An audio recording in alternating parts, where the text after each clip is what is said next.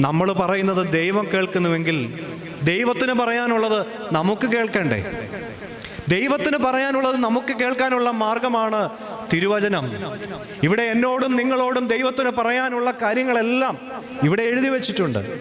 അതുകൊണ്ട് ഒരു ദിവസം പോലും നമ്മുടെ ജീവിതത്തിൽ പ്രാർത്ഥനയില്ലാതെയായി മാറരുത്.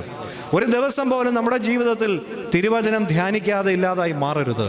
അതുകൊണ്ട് ആ ഒരു അനുഭവം, പ്രാർത്ഥനയുടെ അനുഭവം, തിരുവചന ധ്യാനത്തിൻ്റെ അനുഭവം നമ്മുടെ ജീവിതത്തിൽ, നമ്മുടെ കുടുംബങ്ങളിൽ ഉണ്ടാകട്ടെ.